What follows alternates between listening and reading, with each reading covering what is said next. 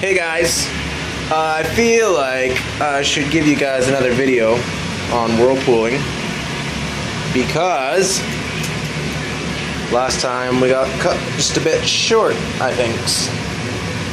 Oh boy. Oh boy. Gonna get burnt. Gonna get burnt. Ah. I'm okay.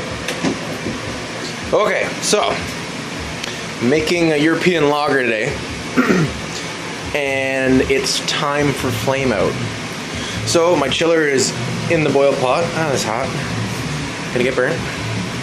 So my Irish moss was put in at 10 minutes.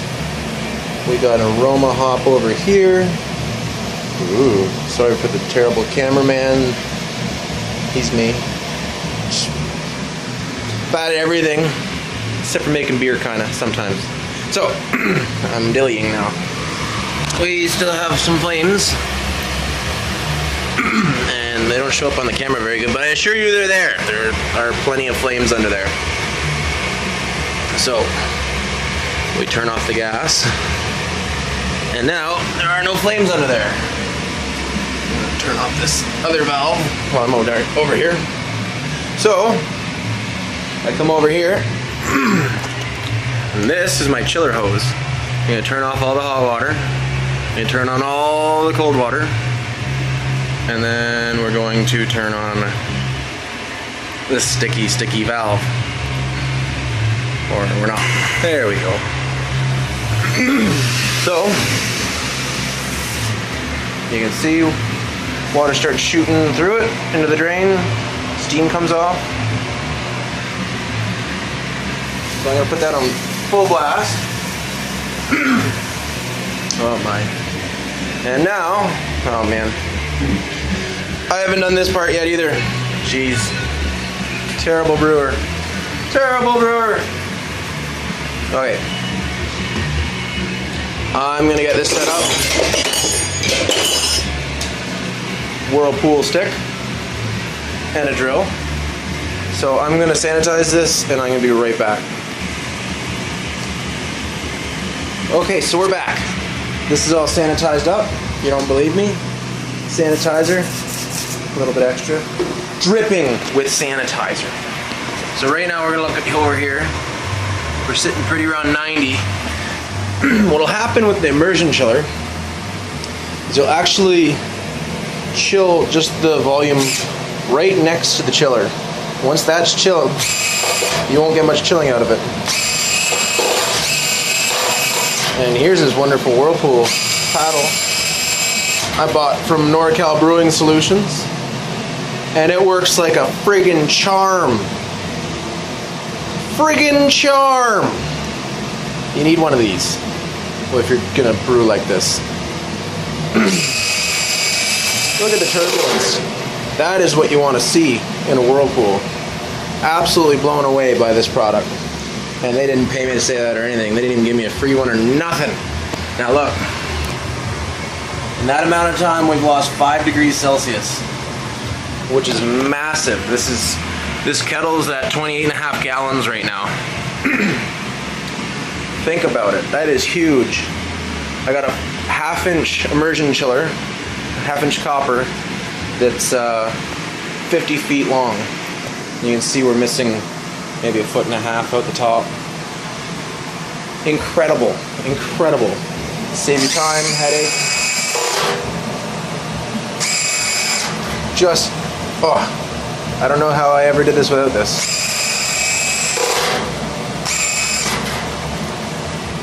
I can make a big mess too. Just wait. So this goes back in the sterilized bucket. At this part, you don't need to be as careful because the wort's still very hot. So it's got some disinfecting properties to it on its own, being a boiling liquid. And yeah, so this is waiting to happen. I'll continue chilling. Look at that, it's massive. As long as you keep that work going, you can keep that chiller on full blast. You lose heat quick.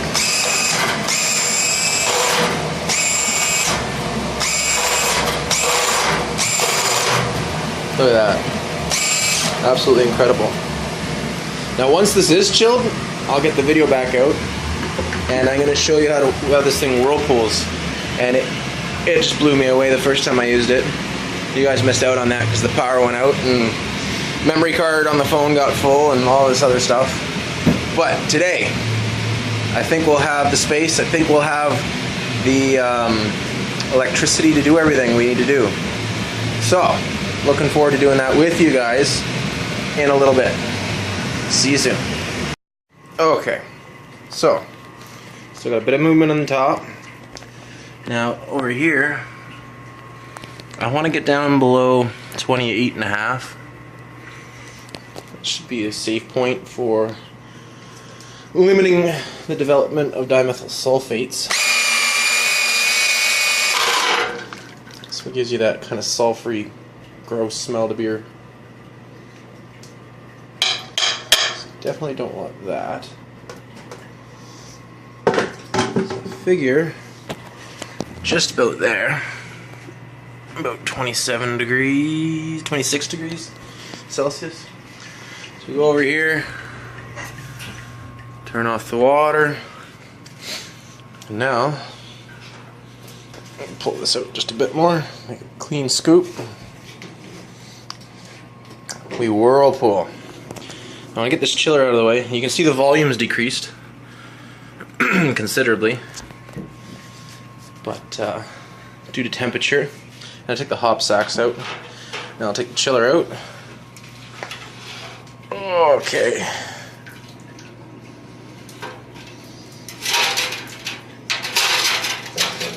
There we go.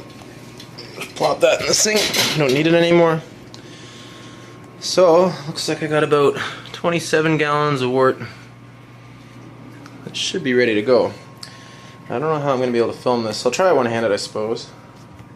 But this is the coolest thing I've seen in a while, as far as beer making goes. You ready?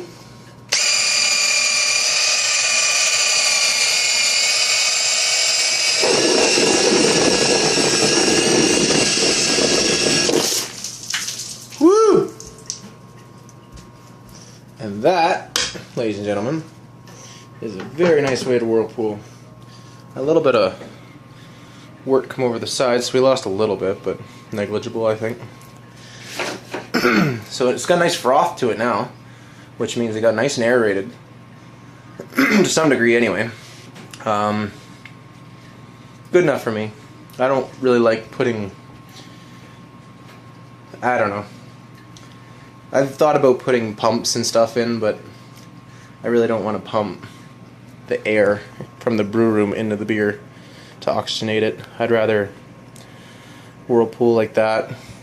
And right now I'm using buckets for fermenters, so I give it a little bit of a waterfall and that'll aerate naturally. Saves me from having to... I have a stone, I have a water pump, or an air pump, I just don't use it. I haven't felt the need to. So what I'm going to do is I'm going to let this settle. There's still a lot of motion inside the kettle. It's hidden by the foam. So I'm going to come back in about 20 minutes or so and we're going to see what we get. See you then. Okay, so we're back. I wanted to show you this. This is the first pour out of the whirlpool. So everything's settled down now, I'm pretty sure. And this is all the trub. So I do have a dam, a trub dam in the bottom of this kettle. It's just a dip tube that comes and does a 90, and then it's got a wall in front of the dip tube, the inlet. So that that prevents the trub cone from moving back. So what I'm going to do, simply put, is collect all the trub.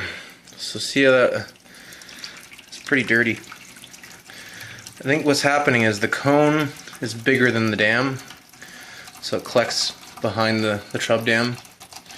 So this is already sterilized,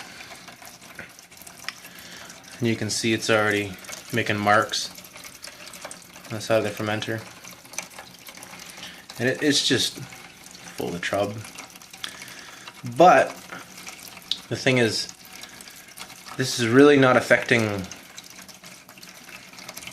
the majority of the cone. So last time, I'm still new with this unit, so last time I collected about 2.5, 3 gallons, and you can see the wart's already starting to clear right up. It's having a good time. So when this bucket's about half full, I'll switch to one of my other fermenters, and then we'll start fermenting the clean wort. So we're right around 27 degrees.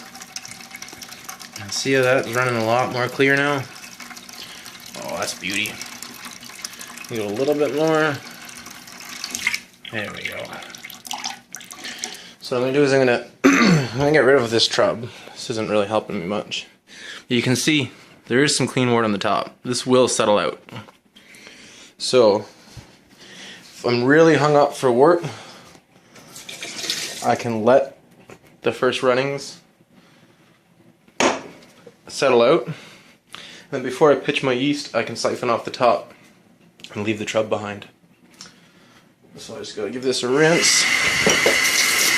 Woo. Oh, it sucks doing everything one-handed. But hopefully we're learning together. Are we learning?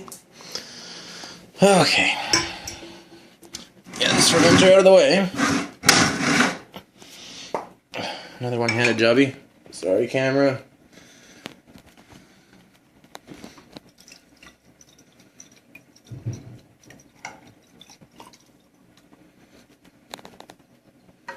There we go.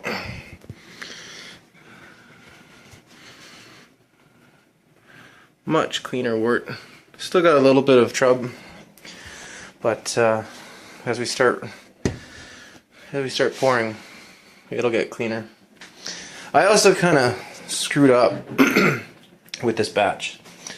I didn't have all the batch water I needed, so I did a late top up in the mash to get some more final runnings. So I'm curious to see what it did to the gravity.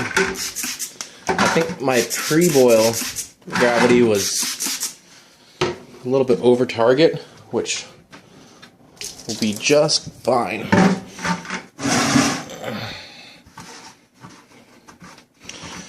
So we'll see. Let it rip. Yeah, it looks a lot better. And that'll even clear up a bit more. Oh yeah. Looks like we're gonna get 25 into the fermenter. Oh beauty, minus the volume of the trub cone. So now I just sit back and watch the wort get into the fermenters. This is an ordinary bitter I made a month or so ago. A little over a month ago. Oh, it's delicious. It's treating me just right. Yeah, the last batch that I did an IPA, and it came out really clear. This is actually a little, no, it's doing quite nicely actually. So, my thanks to the guys at NorCal Brewing. You've made a wonderful paddle. I'm very pleased with it. Thumbs up for them. Yeah. I guess check back with me another time and we'll go over some other brew steps and talk about some more equipment and stuff. Cheers for now. Bye-bye.